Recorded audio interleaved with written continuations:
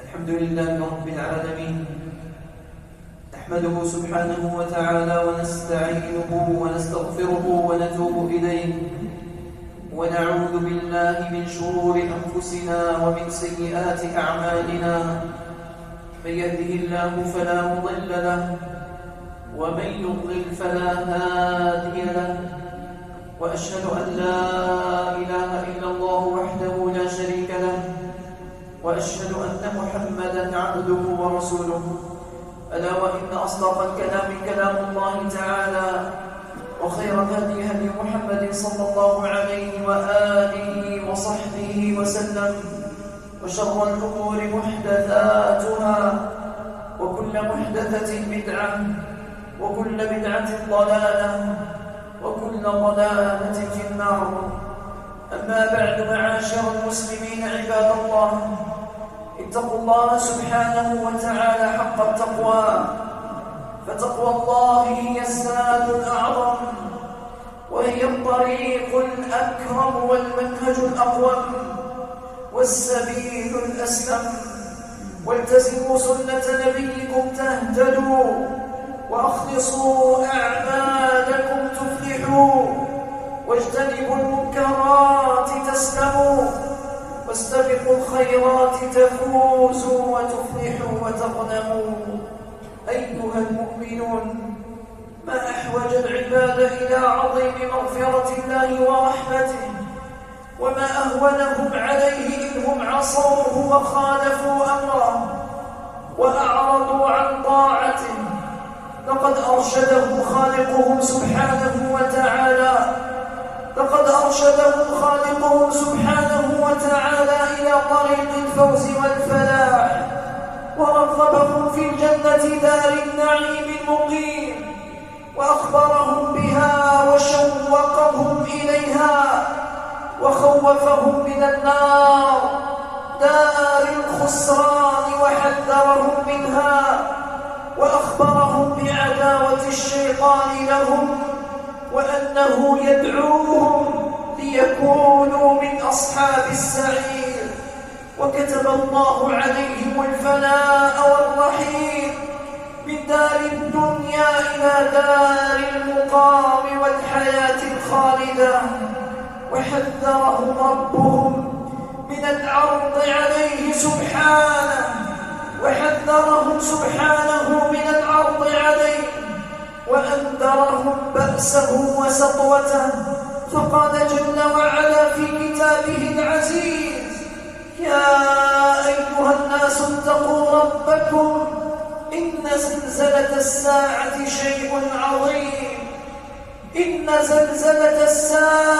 شيء عظيم، يوم ترونها تذهل كل مرضعة عما أرضعت، وتضع كل ذات حمل حملها، وترى الناس سكارى وما هم بسكارى ولكن عذاب الله شديد.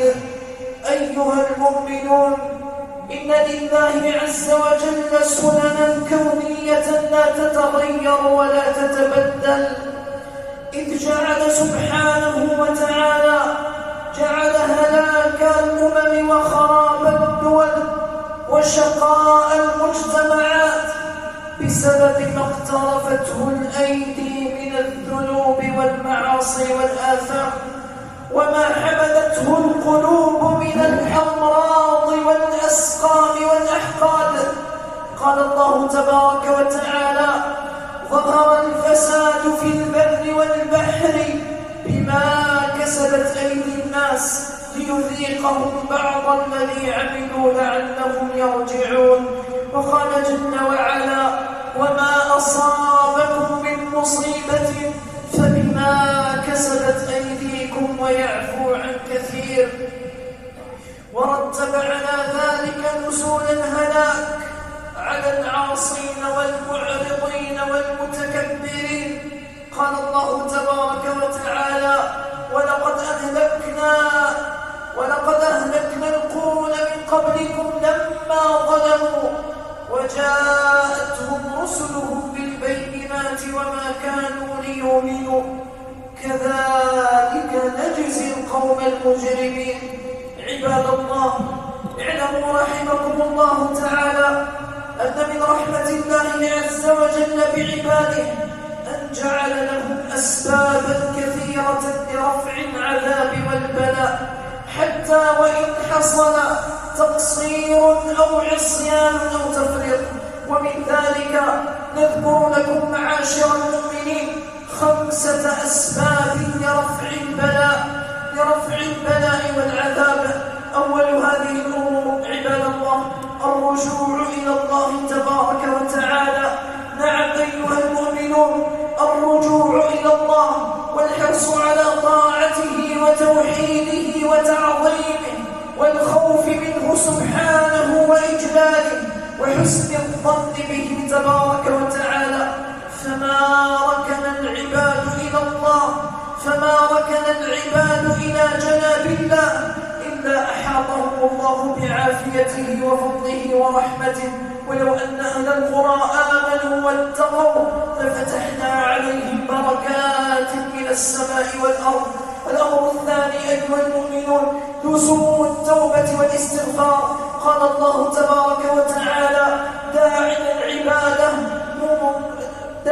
عباده إلى التوبة إليه وتوبوا إلى الله جميعا أيها المؤمنون لعلكم تفلحون. وقال تبارك وتعالى يا أيها الذين آمنوا توبوا إلى الله توبة نصوحا عسى ربكم أن يكفر عنكم سيئاتكم ويدخلكم جنات تجري من تحتها الأنهار. وقد كان نبينا محمد صلى الله عليه وسلم أحرص الناس على التوبة والاستغفار، وهو الذي غفر الله له ما تقدم من ذنبه وما تأخر. فقد ورد عنه أنه قال إنه ليغان على قلبي وإني لأستغفر الله في اليوم 100 مرة. وفي رواية أنه قال والله إني لأستغفر الله وأتوب إليه في اليوم أكثر من 70 مرة. رواه البخاري. وكان يحفظ عنه أنه يقول في المجلس الواحد 100 مرة يقول رب اغفر لي وتب علي إنك أنت التواب الرحيم. ثالثا عباد الله الإحسان إلى الخلق، وهو يكون للأقارب أولا، يكون للأقارب ببرهم ورحمتهم والعطف عليهم، وهو لليتامى بالمحافظة على أموالهم وصيانة حقوقهم وتأديبهم وتربيتهم بالحسنى والمسح على رؤوسهم، وهو للمساكين بسد جوعتهم وستر عورتهم وعدم احتقارهم وازدرائهم وإيصال النفع إليهم، وهو لابن السبيل بقضاء حاجته وسد خلته ورعاية ماله وصيانة كرامته وإرشاده إن استرشد وهدايته إن ضل، وهو للأجير بإعطائه أجره قبل أن يجف عرقه، وهو للخادم بعدم تكليفه بما لا يطيق وصون كرامته واحترام شخصيته. والإحسان أيضا يكون لعموم المسلمين بالتلطف في القول لهم ومجاملتهم في المعاملة وإرشاد ضالهم وتعليم جاهلهم والاعتراف بحقوقهم وإيصال النفع إليهم وكف الأذى عنهم، وهو للحيوان بإطعامه إن جاع ومداواته إن مرض وعدم تكليفه بما لا يطيق وبالرفق به إن عمل وإراحته إن تعب. وقد أثنى الله عز وجل على عباده المحسنين بقوله جل وعلا في كتابه المبين والله يحب المحسنين. وقال نبيه الأكرم عليه أفضل الصلاة وأزكى التسليم من نفس عن مؤمن كربة من كرب الدنيا نفس الله عنه كربة من كرب يوم القيامة. ومن ستر مسلما ستره الله في الدنيا والآخرة، ومن يسر على معسر يسر الله عليه في الدنيا والآخرة. والله في عون العبد ما كان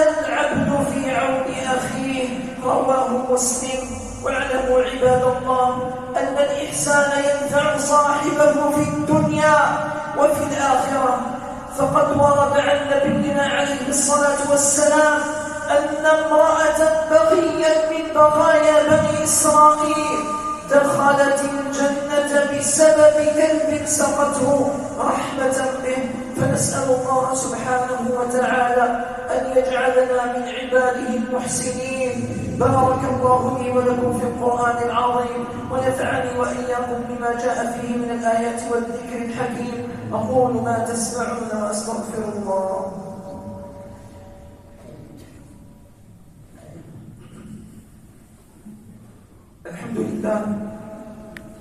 الحمد لله معز من أطاعه واتقاه، ومذل من عصاه وخالف أمره. له من الحمد أسماء، وله من الشكر أسنان، وله من الثناء الحسن منتهى. سبحانه وبحمده لا تحصى نعمه وآلاؤه ولا تكافأ عطاياه. وأشهد أن لا إله إلا الله وحده لا شريك له ولا رب سواه، ولا نعبد إلا إياه.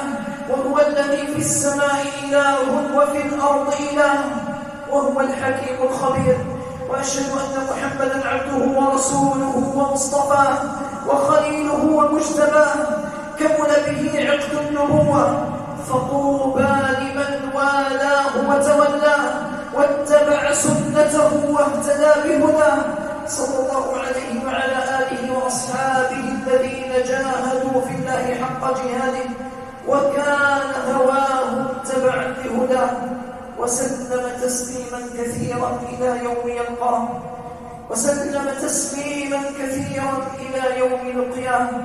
أما بعد، فاعلموا عباد الله أن من أسباب رفع العذاب والبلاء عن العباد أيضا، وهو الأمر الرابع، إصلاح القلوب والأعمال، وذلك بأن نملأها إيمانا ويقينا وتوكلا ومحبة وخشية لله جل وعلا، وتواضعا وحلما وصبرا وحسن خلق ومحبة للخير وأهله.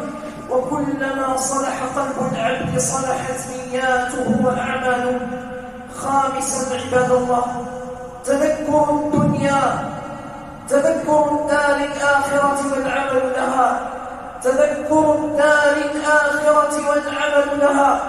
فالسابقون الأولون من سلفنا الصالح رأوا أن الدنيا ليست وطنهم الذي به يستقرون ومقام مستقبلهم الذي له يبنون، وإنما هي منزل سفر، إنما هي دار ممر وعبور عما قريب عليها يرتحلون. فتهيئوا بالساد المعين، فتهيئوا بالساد الذي يعينهم على السفر. يقول عبد الله بن عمر رضي الله عنهما: أخذ رسول الله صلى الله عليه وسلم بمنكبي فقال: كن في الدنيا كأنك غريب أو عابر سبيل. وكان ابن عمر رضي الله عنهما يقول: إذا أمسيت فلا تنتظر الصباح، وإذا أصبحت فلا تنتظر المساء، وخذ من صحتك لمرضك ومن حياتك لموتك. رواه البخاري. فهل بعد ذلك عباد الله ينشغل الناس بدنيا حقيرة زائلة يخرجون منها بدون زاد ولو بقليل؟ فلينتبه العاقل قبل فوات الأوان، وليستيقظ الغافل من سنى الأوهام، وليعمل كل واحد بما يوصله إلى رضا الرحمن وسكن الجنان، وليغتنم مواسم الخير وأوقاتا تعظم فيها الأجور والحسنات. فاللهم يا حي يا قيوم يا ذا الجلال والإكرام، اللهم وفقنا لمراضيك، اللهم باعد بيننا وبين خطايانا كما باعدت بين المشرق والمغرب، اللهم باعد بيننا وبين معاصيك، واجعلنا ممن يخشاك ويتقيك يا رب العالمين. اللهم أعز الإسلام والمسلمين، وأذل الشرك والمشركين، وارفع راية الإسلام والدين، واحمي حوزة المسلمين، واجعل هذا البلد آمنا مطمئنا أمنا سخاء رخاء وسائر بلاد المسلمين. اللهم أصلح لنا ديننا الذي هو عصمة أمرنا، وأصلح لنا دنيانا التي فيها معاشنا، وأصلح لنا آخرتنا التي فيها معادنا، واجعل الموت زيادة، واجعل الحياة زيادة لنا في كل خير، واجعل الموت راحة لنا من كل شر. اللهم اغفر ذنوبنا واستر عيوبنا وأصلح قلوبنا، واختم لنا بالباقيات الصالحات أعمالنا يا أرحم الراحمين. اللهم اغفر لموتانا وموتى المسلمين، اللهم اغفر لموتانا وموتى المسلمين، واشف يا رب مرضانا ومرضى المسلمين. اللهم صل وسلم وزد وبارك على نبينا محمد وعلى آله وصحبه أجمعين.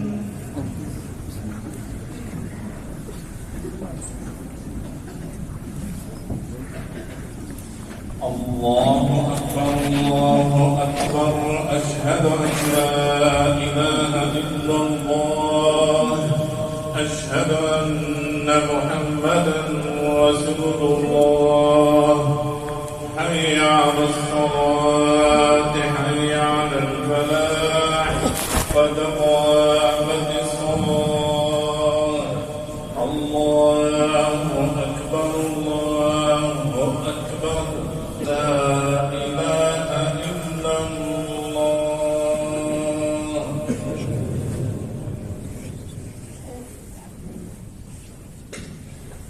استووا، أقيموا صفوفكم ولا تختلفوا، القدم بجانب القدم والكتف بجانب الكتف، يستوي الصف ويتراص.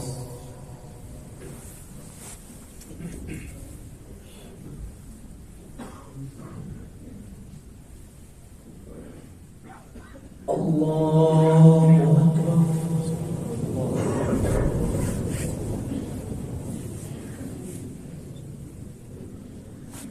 الحمد لله رب العالمين، الرحمن الرحيم، مالك يوم الدين، إياك نعبد وإياك نستعين، اهدنا الصراط المستقيم، صراط الذين أنعمت عليهم غير المغضوب عليهم ولا الضالين.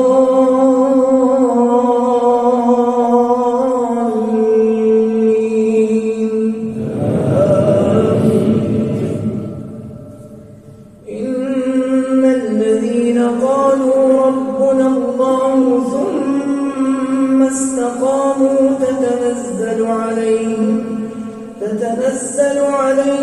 الملائكة ألا تخافوا ولا تحزنوا وأبشروا بالجنة التي كنتم توعدون.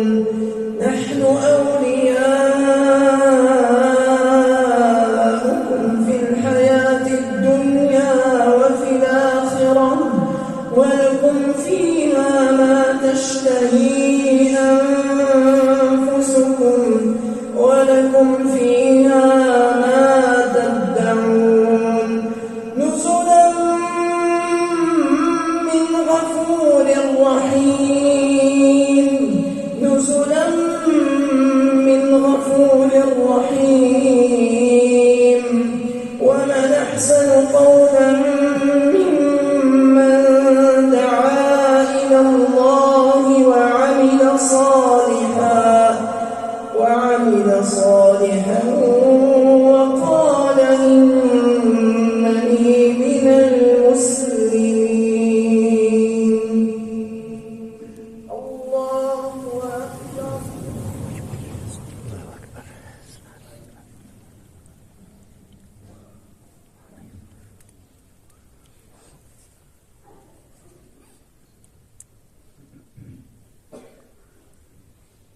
سمع الله لمن حمده.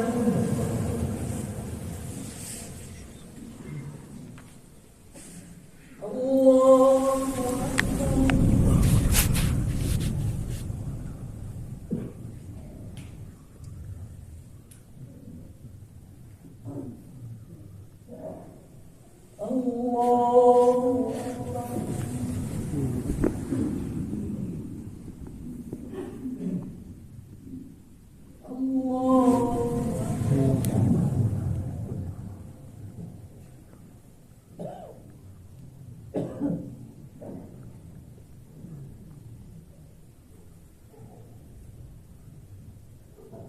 الله أكبر.